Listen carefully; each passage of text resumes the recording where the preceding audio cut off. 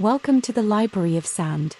Please enjoy today's presentation of Book 17 from the Iliad by Homer, translated into English by Samuel Butler.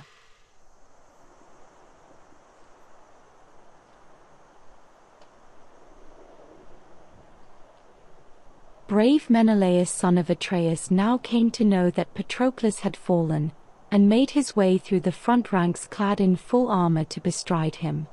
As a cow stands lowing over her first calf, even so did yellow-haired Menelaus bestride Patroclus. He held his round shield and his spear in front of him, resolute to kill any who should dare face him. But the son of Patroclus had also noted the body, and came up to Menelaus saying, "Menelaus, son of Atreus, draw back, leave the body, and let the blood-stained spoils be.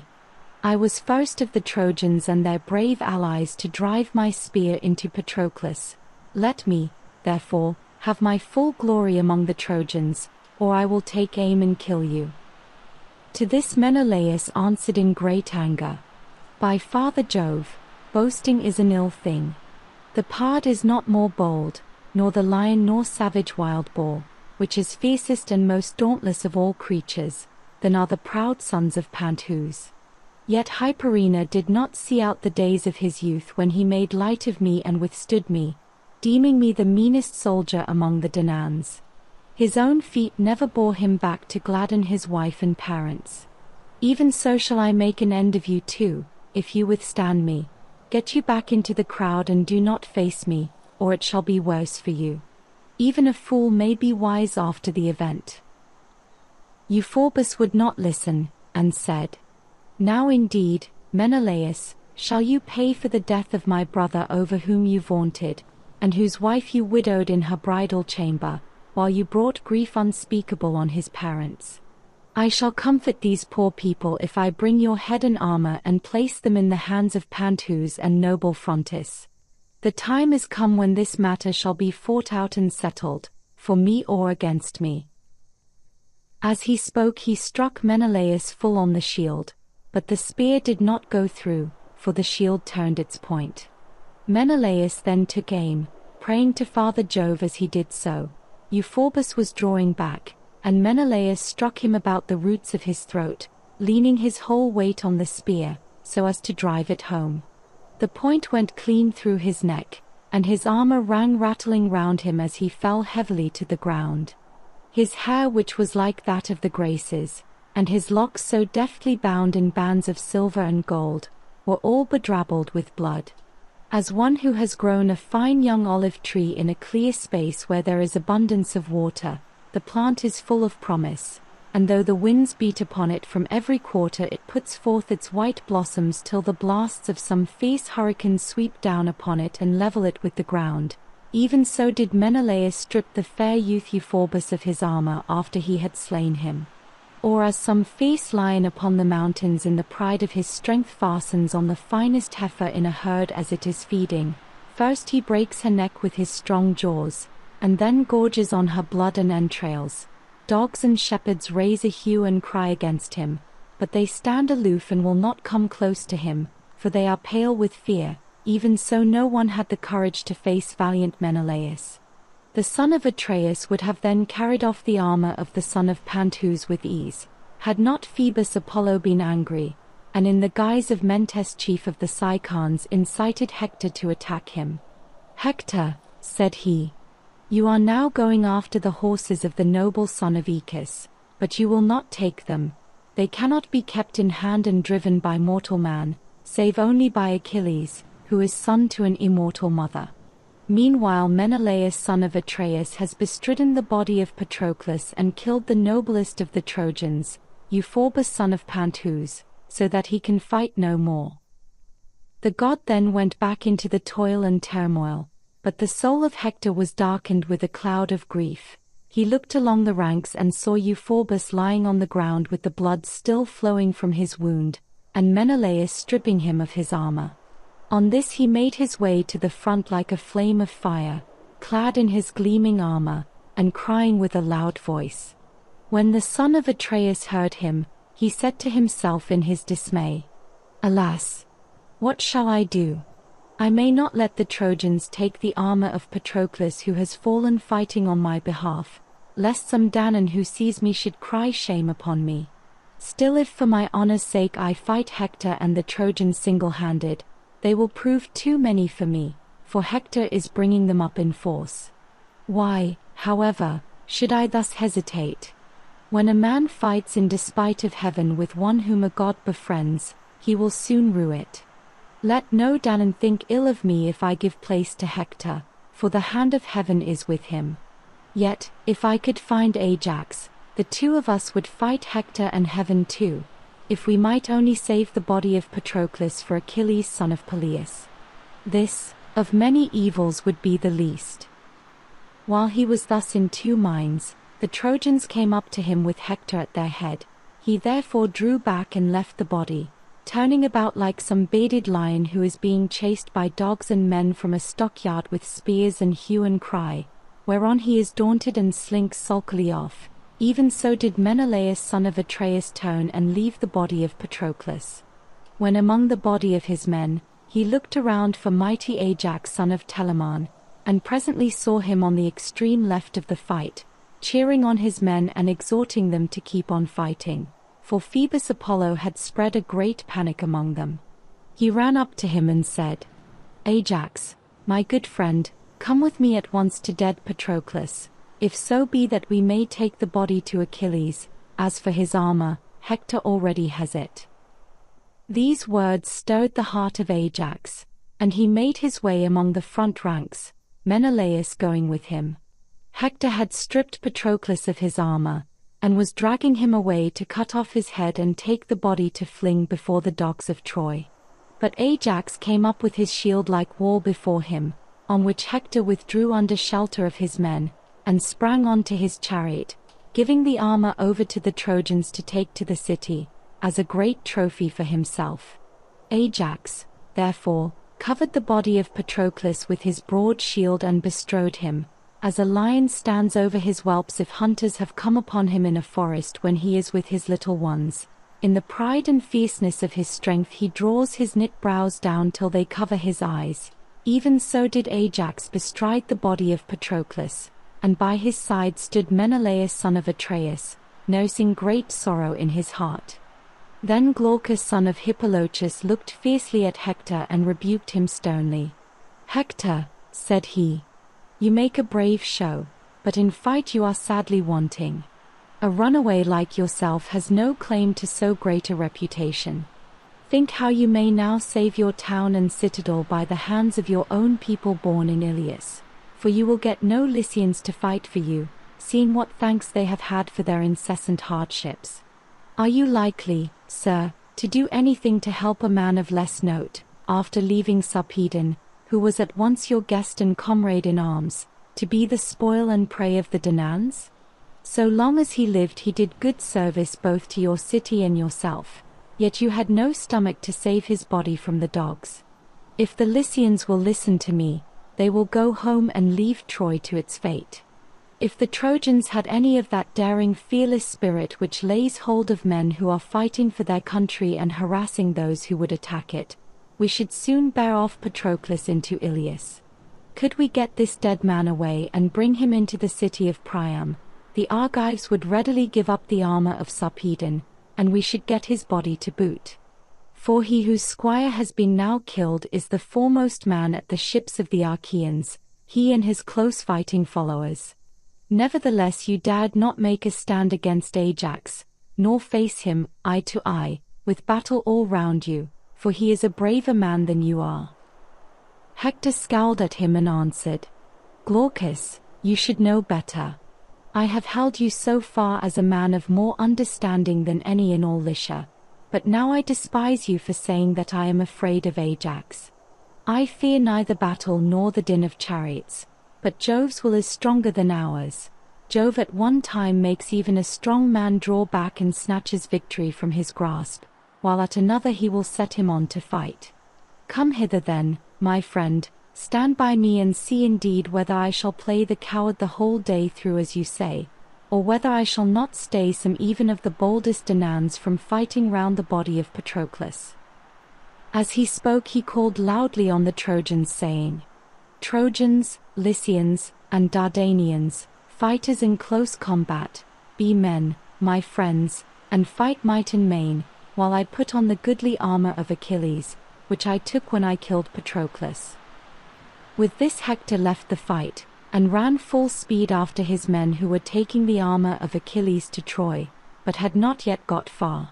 Standing for a while apart from the woeful fight, he changed his armor. His own he sent to the strong city of Iliad and to the Trojans, while he put on the immortal armor of the son of Peleus, which the gods had given to Peleus, who in his age gave it to his son, but the son did not grow old in his father's armor.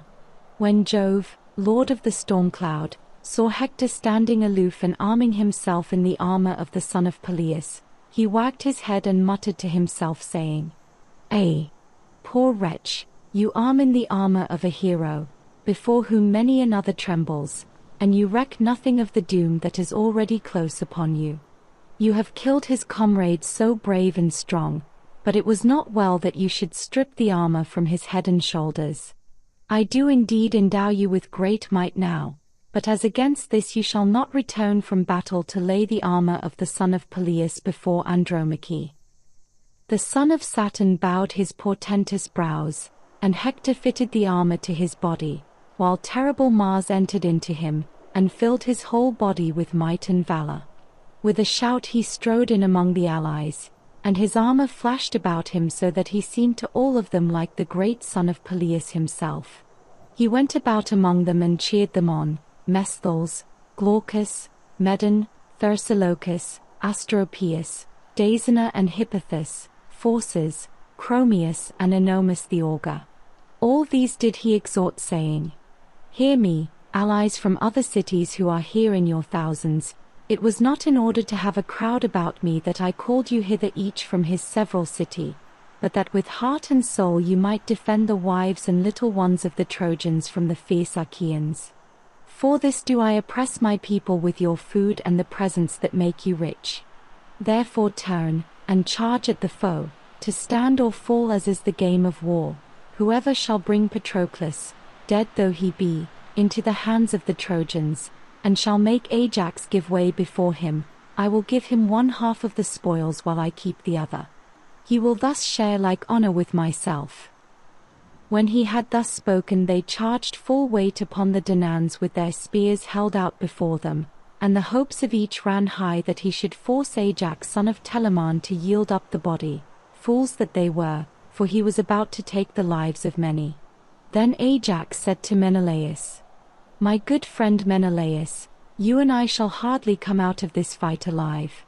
I am less concerned for the body of Patroclus, who will shortly become meat for the dogs and vultures of Troy, than for the safety of my own head and yours. Hector has wrapped us round in a storm of battle from every quarter, and our destruction seems now certain. Call then upon the princes of the Danaans if there is any who can hear us. Menelaus did as he said, and shouted to the Danaans for help at the top of his voice. My friends, he cried, princes and counselors of the Argives, all you who with Agamemnon and Menelaus drink at the public cost, and give orders each to his own people as Jove vouchsafes him power and glory, the fight is so thick about me that I cannot distinguish you severally. Come on, therefore, every man unbidden, and think it shame that Patroclus should become meat and morsel for Trojan hounds. Fleet Ajax son of Oileus heard him and was first to force his way through the fight and run to help him. Next came Idomeneus and Meriones his esquire, peer of murderous Mars. As for the others that came into the fight after these, who of his own self could name them? The Trojans with Hector at their head charged in a body. As a great wave that comes thundering in at the mouth of some heaven-born river, and the rocks that jut into the sea ring with the roar of the breakers that beat and buffet them, even with such a roar did the Trojans come on. But the Achaeans in singleness of heart stood firm about the son of Menoetius, and fenced him with their bronze shields. Jove, moreover, hid the brightness of their helmets in a thick cloud, for he had borne no grudge against the son of Menoetius while he was still alive and squire to the descendant of Aeacus. Therefore he was loath to let him fall a prey to the dogs of his foes the Trojans, and urged his comrades on to defend him. At first the Trojans drove the Achaeans back, and they withdrew from the dead man daunted. The Trojans did not succeed in killing anyone, nevertheless they drew the body away. But the Achaeans did not lose it long, for Ajax, foremost of all the Danaans after the son of Peleus alike in stature and prowess, quickly rallied them and made towards the front like a wild boar upon the mountains when he stands at bay in the forest glades and routs the hounds and lusty youths that have attacked him. Even so did Ajax son of Telamon, passing easily in among the phalanxes of the Trojans, disperse those who had bestridden Patroclus, and were most bent on winning glory, by dragging him off to their city.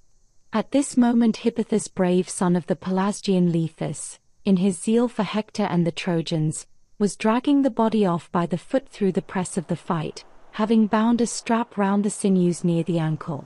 But a mischief soon befell him from which none of those could save him who would have gladly done so, for the son of Telamon sprang forward and smote him on his bronze-cheeked helmet. The plumed headpiece broke about the point of the weapon, struck at once by the spear and by the strong hand of Ajax, so that the bloody brain came oozing out through the crest socket. His strength then failed him, and he let Patroclus' foot drop from his hand, as he fell full length dead upon the body. Thus he died far from the fertile land of Larissa, and never repaid his parents the cost of bringing him up, for his life was cut short early by the spear of mighty Ajax. Hector then took aim at Ajax with a spear, but he saw it coming and just managed to avoid it. The spear passed on and struck Schedius son of noble Iphitus, captain of the Phocians, who dwelt in famed Panopeus and reigned over much people. It struck him under the middle of the collarbone. The bronze point went right through him, coming out at the bottom of his shoulder blade, and his armor rang rattling round him as he fell heavily to the ground. Ajax in his turn struck noble Phorcys son of Phenops in the middle of the belly as he was bestriding Hippothous, and broke the plate of his cuirass, whereon the spear tore out his entrails, and he clutched the ground in his palm as he fell to earth. Hector and those who were in the front rank then gave ground, while the Argives raised a loud cry of triumph, and drew off the bodies of Phorcys and Hippothous, which they stripped presently of their armor. The Trojans would now have been worsted by the brave Achaeans and driven back to Iliad through their own cowardice, while the Argives, so great was their courage and endurance, would have achieved a triumph even against the will of Jove, if Apollo had not roused Aeneas, in the likeness of Periphas son of Epitus, an attendant who had grown old in the service of Aeneas' aged father, and was at all times devoted to him. In his likeness, then, Apollo said, "Aeneas, can you not manage, even though heaven be against us, to save high Ilias? I have known men, whose numbers, courage, and self-reliance have saved their people in spite of Jove, whereas in this case he would much rather give victory to us than to the Danaans, if you would only fight instead of being so terribly afraid." Aeneas knew Apollo when he looked straight at him, and shouted to Hector saying, "Hector and all other Trojans and allies, shame on us if we are beaten by the Achaeans and driven back to Iliad through our own cowardice. A god has just come up to me and told me that Jove the supreme disposer will be with us. Therefore let us make for the Danaans, that it may go hard with them ere they bow away dead Patroclus to the ships." As he spoke he sprang out far in front of the others, who then rallied and again faced the Achaeans. Aeneas speared Leiocritus son of Arisbas, a valiant follower of Lycomedes, and Lycomedes was moved with pity as he saw him fall. He therefore went close up, and speared Apisaon son of Hippasus, shepherd of his people, in the liver under the midriff, so that he died. He had come from fertile Paeonia and was the best man of them all after Asteropaeus. Asteropaeus flew forward to avenge him and attack the Danaans, but this might no longer be, inasmuch as those about Patroclus were well covered by their shields, and held their spears in front of them, for Ajax had given them strict orders that no man was either to give ground, or to stand out before the others, but all were to hold well together about the body and fight hand to hand. Thus did huge Ajax bid them, and the earth ran red with blood as the corpses fell thick on one another, alike on the side of the Trojans and allies, and on that of the Danaans. For these last, too, fought no bloodless fight, though many fewer of them perished, through the care they took to defend and stand by one another. Thus did they fight as it were a flaming fire. It seemed as though it had gone hard even with the sun and moon, for they were hidden over all that part where the bravest heroes were fighting about the dead son of Menoetius, whereas the other Danaans and Achaeans fought at their ease in full daylight with brilliant sunshine all round them, and there was not a cloud to be seen neither on plain nor mountain. These last moreover would rest for a while and leave off fighting, for they were some distance apart and beyond the range of one another's weapons, whereas those who were in the thick of the fray suffered both from battle and darkness. All the best of them were being worn out by the great weight of their armor, but the two valiant heroes, Thrasymedes and Antilochus, had not yet heard of the death of Patroclus, and believed him to be still alive and leading the van against the Trojans. They were keeping themselves in reserve against the death or rout of their own comrades, for so Nestor had ordered when he sent them from the ships into battle. Thus through the livelong day did they wage fierce war, and the sweat of their toil rained ever on their legs under them, and on their hands and eyes, as they fought over the squire of the fleet son of Peleus. It was as when a man gives a great ox hide all drenched in fat to his men, and bids them stretch it, whereon they stand round it in a ring and tug till the moisture leaves it, and the fat soaks in for the many that pull at it, and it is well stretched. Even so did the two sides tug the dead body hither and thither within the compass of but a little space. The Trojans steadfastly set on dragging it into Ilias, while the Achaeans were no less so on taking it to their ships. And fierce was the fight between them. Not Mars himself, the lord of hosts, nor yet Minerva, even in their fullest fury, could make light of such a battle. Such fearful turmoil of men and horses did Jove on that day ordain round the body of Patroclus.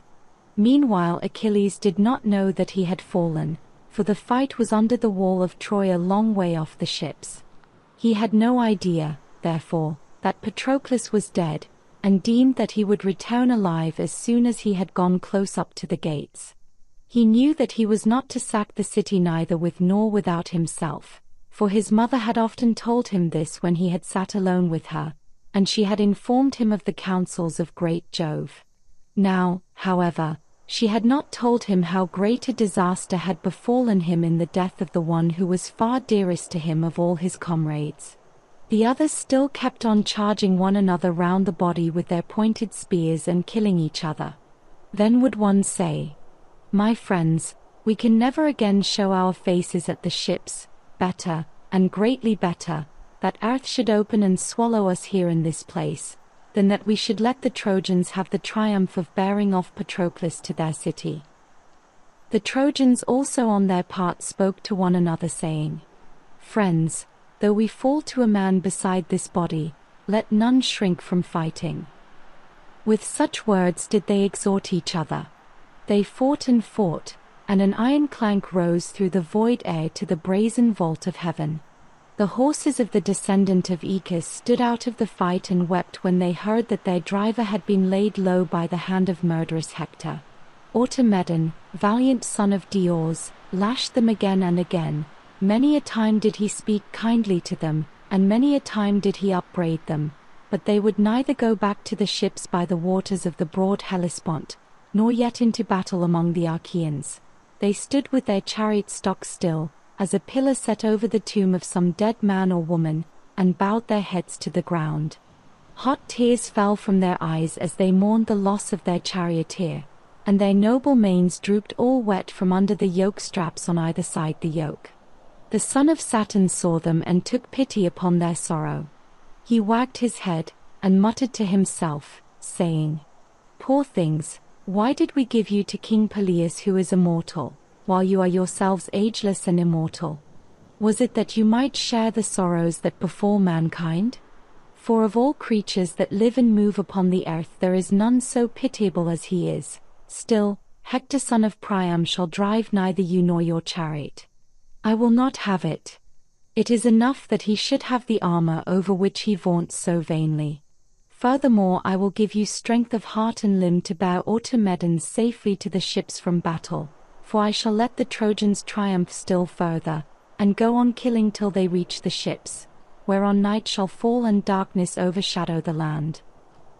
As he spoke, he breathed heart and strength into the horses so that they shook the dust from out of their manes, and bore their chariots swiftly into the fight that raged between Trojans and Achaeans. Behind them fought Automedon full of sorrow for his comrade, as a vulture amid a flock of geese. In and out, and here and there, full speed he dashed amid the throng of the Trojans, but for all the fury of his pursuit he killed no man, for he could not wield his spear and keep his horses in hand when alone in the chariot. At last, however, a comrade, Alcimedon, son of Lasus son of Haemon, caught sight of him and came up behind his chariot. "Automedon," said he, "what god has put this folly into your heart and robbed you of your right mind, that you fight the Trojans in the front rank single-handed? He who was your comrade is slain, and Hector plumes himself on being armed in the armor of the descendant of Aeacus." Automedon son of Diores answered, "Alcimedon, there is no one else who can control and guide the immortal steeds so well as you can, save only Patroclus, while he was alive, peer of gods in council. Take then the whip and reins, while I go down from the car and fight." Alcimedon sprang onto the chariot, and caught up the whip and reins, while Automedon leaped from off the car. When Hector saw him, he said to Aeneas, who was near him, "Aeneas, counselor of the mail-clad Trojans, I see the steeds of the fleet son of Aeacus come into battle with weak hands to drive them. I am sure, if you think well, that we might take them, they will not dare face us if we both attack them." The valiant son of Anchises was of the same mind, and the pair went right on, with their shoulders covered under shields of tough dry oxhide, overlaid with much bronze. Chromius and Aratus went also with them, and their hearts beat high with hope that they might kill the men and capture the horses. Fools that they were, for they were not to return scatheless from their meeting with Automedon, who prayed to Father Jove and was forthwith filled with courage and strength abounding. He turned to his trusty comrade Alcimedon and said, "Alcimedon, keep your horses so close up that I may feel their breath upon my back. I doubt that we shall not stay Hector son of Priam till he has killed us and mounted behind the horses. He will then either spread panic among the ranks of the Achaeans, or himself be killed among the foremost." On this he cried out to the two Ajaxes and Menelaus, "Ajaxes, captains of the Argives, and Menelaus, give the dead body over to them that are best able to defend it, and come to the rescue of us living. For Hector and Aeneas, who are the two best men among the Trojans, are pressing us hard in the full tide of war. Nevertheless the issue lies on the lap of heaven. I will therefore hurl my spear and leave the rest to Jove." He poised and hurled as he spoke, whereon the spear struck the round shield of Aratus, and went right through it, for the shield stayed it not, so that it was driven through his belt into the lower part of his belly. As when some sturdy youth, axe in hand, deals his blow behind the horns of an ox and severs the tendons at the back of its neck so that it springs forward and then drops, even so did Aratus give one bound and then fall on his back, the spear quivering in his body till it made an end of him. Hector then aimed a spear at Automedon, but he saw it coming and stooped forward to avoid it, so that it flew past him and the point stuck in the ground, while the butt end went on quivering till Mars robbed it of its force. They would then have fought hand to hand with swords had not the two Ajaxes forced their way through the crowd when they heard their comrade calling, and parted them for all their fury, for Hector, Aeneas, and Chromius were afraid and drew back, leaving Aratus to lie there struck to the heart. Automedon, peer of fleet Mars, then stripped him of his armor and vaunted over him, saying, "I have done little to assuage my sorrow for the son of Menoetius, for the man I have killed is not so good as he was." As he spoke he took the blood-stained spoils and laid them upon his chariot. Then he mounted the car with his hands and feet all steeped in gore as a lion that has been gorging upon a bull. And now the fierce groanful fight again raged about Patroclus, for Minerva came down from heaven and roused its fury by the command of far-seeing Jove, who had changed his mind and sent her to encourage the Danaans. As when Jove bends his bright bow in heaven in token to mankind either of war or of the chill storms that stay men from their labor and plague the flocks, even so, wrapped in such radiant raiment, did Minerva go in among the host and speak man by man to each. First she took the form and voice of Phoenix and spoke to Menelaus son of Atreus, who was standing near her. "Menelaus," said she, "it will be shame and dishonor to you, if dogs tear the noble comrade of Achilles under the walls of Troy. Therefore be staunch, and urge your men to be so also." Menelaus answered, "Phoenix, my good old friend, may Minerva vouchsafe me strength and keep the darts from off me, for so shall I stand by Patroclus and defend him. His death has gone to my heart, but Hector is as a raging fire and deals his blows without ceasing, for Jove is now granting him a time of triumph." Minerva was pleased at his having named herself before any of the other gods. Therefore she put strength into his knees and shoulders, and made him as bold as a fly, which, though driven off, will yet come again and bite if it can, so dearly does it love man's blood. Even so bold as this did she make him as he stood over Patroclus and threw his spear. Now there was among the Trojans a man named Podes, son of Aetion, who was both rich and valiant. Hector held him in the highest honor, for he was his comrade and boon companion. The spear of Menelaus struck this man in the girdle just as he had turned in flight, and went right through him. Whereon he fell heavily forward, and Menelaus son of Atreus drew off his body from the Trojans into the ranks of his own people. Apollo then went up to Hector and spurred him on to fight, in the likeness of Phaenops son of Aeacus, who lived in Abydos and was the most favored of all Hector's guests. In his likeness Apollo said, "Hector, who of the Achaeans will fear you henceforward now that you have quailed before Menelaus, who has ever been rated poorly as a soldier? Yet he has now got a corpse away from the Trojans single-handed, and has slain your own true comrade, a man brave among the foremost, Podes son of Aetion." A dark cloud of grief fell upon Hector as he heard, and he made his way to the front clad in full armor. Thereon the son of Saturn seized his bright tasselled aegis, and veiled Ida in cloud. He sent forth his lightnings and his thunders, and as he shook his aegis he gave victory to the Trojans and routed the Achaeans. The panic was begun by Peneleos the Boeotian, for while keeping his face turned ever towards the foe he had been hit with a spear on the upper part of the shoulder. A spear thrown by Polydamas had grazed the top of the bone, for Polydamas had come up to him and struck him from close at hand. Then Hector in close combat struck Leitus son of noble Electryon in the hand by the wrist, and disabled him from fighting further. He looked about him in dismay, knowing that never again should he wield spear in battle with the Trojans. While Hector was in pursuit of Leitus, Idomeneus struck him on the breastplate over his chest near the nipple.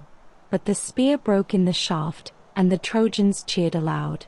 Hector then aimed at Idomeneus son of Deucalion as he was standing on his chariot, and very narrowly missed him, but the spear hit Coiranus, a follower and charioteer of Meriones who had come with him from Lyctus.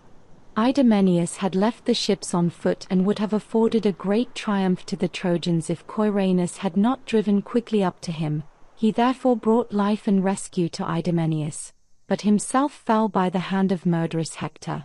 For Hector hit him on the jaw under the ear. The end of the spear drove out his teeth and cut his tongue in 2 pieces, so that he fell from his chariot and let the reins fall to the ground. Meriones gathered them up from the ground and took them into his own hands. Then he said to Idomeneus, "Lay on, till you get back to the ships, for you must see that the day is no longer ours." On this Idomeneus lashed the horses to the ships, for fear had taken hold upon him. Ajax and Menelaus noted how Jove had turned the scale in favor of the Trojans, and Ajax was first to speak. "Alas," said he, "even a fool may see that Father Jove is helping the Trojans. All their weapons strike home, no matter whether it be a brave man or a coward that hurls them, Jove speeds all alike, whereas ours fall each one of them without effect. What, then, will be best both as regards rescuing the body, and our return to the joy of our friends who will be grieving as they look hitherwards, for they will make sure that nothing can now check the terrible hands of Hector, and that he will fling himself upon our ships. I wish that someone would go and tell the son of Peleus at once, for I do not think he can have yet heard the sad news that the dearest of his friends has fallen. But I can see not a man among the Achaeans to send, for they and their chariots are alike hidden in darkness.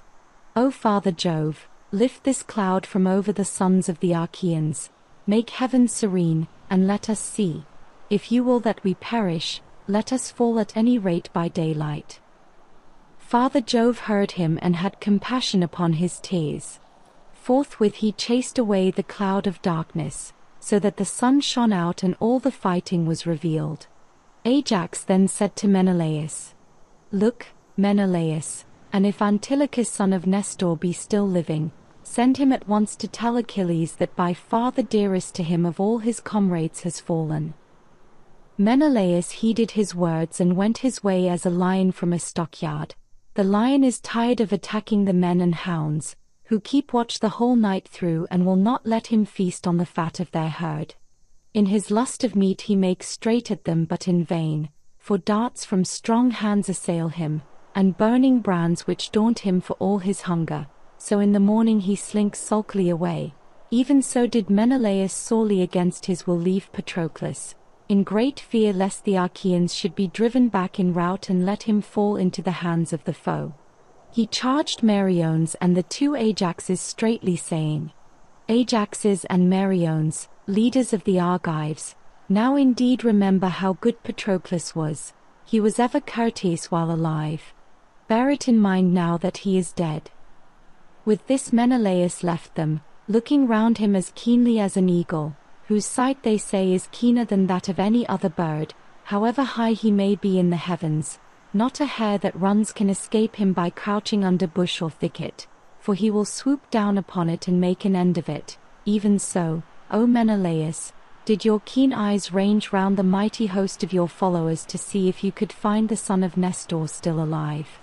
Presently Menelaus saw him on the extreme left of the battle cheering on his men and exhorting them to fight boldly. Menelaus went up to him and said, Antilochus, come here and listen to sad news, which I would indeed were untrue. You must see with your own eyes that heaven is heaping calamity upon the Danaans, and giving victory to the Trojans. Patroclus has fallen, who was the bravest of the Achaeans, and sorely will the Danaans miss him. Run instantly to the ships and tell Achilles, that he may come to rescue the body and bear it to the ships. As for the armor, Hector already has it. Antilochus was struck with horror. For a long time he was speechless, his eyes filled with tears and he could find no utterance, but he did as Menelaus had said, and set off running as soon as he had given his armor to a comrade, Laodocus, who was wheeling his horses round, close beside him. Thus, then, did he run weeping from the field, to carry the bad news to Achilles son of Peleus.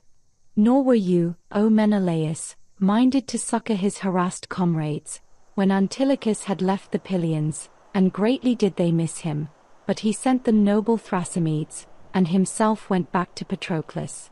He came running up to the two Ajaxes and said, I have sent Antilochus to the ships to tell Achilles, but rage against Hector as he may, he cannot come, for he cannot fight without armor. What then will be our best plan both as regards rescuing the dead, and our own escape from death amid the battle cries of the Trojans? Ajax answered, Menelaus, you have said well. Do you, then, and Meriones stoop down, raise the body, and bear it out of the fray, while we two behind you keep off Hector and the Trojans, one in heart as in name, and long used to fighting side by side with one another. On this Menelaus and Meriones took the dead man in their arms and lifted him high aloft with a great effort.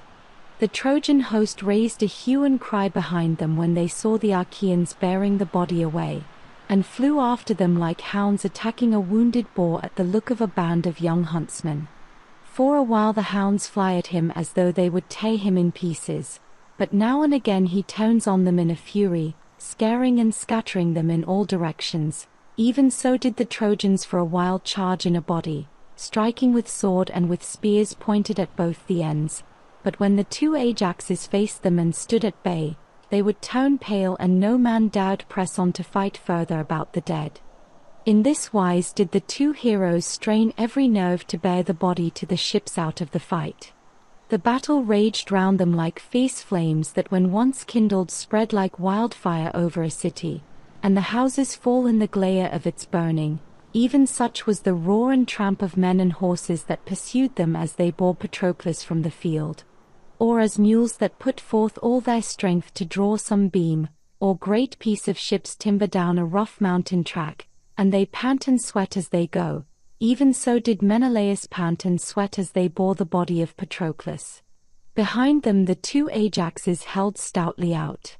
As some wooded mountain spur that stretches across a plain will turn water and check the flow even of a great river, nor is there any stream strong enough to break through it. Even so did the two Ajaxes face the Trojans and stem the tide of their fighting, though they kept pouring on towards them, and foremost among them all was Aeneas, son of Anchises with valiant Hector. As a flock of daws or starlings fall to screaming and chattering when they see a falcon, foe to ill small birds, come soaring near them, even so did the Achaean youth raise a babel of cries as they fled before Aeneas and Hector, unmindful of their former prowess. In the rout of the Danaans much goodly armor fell round about the trench, and of fighting there was no end.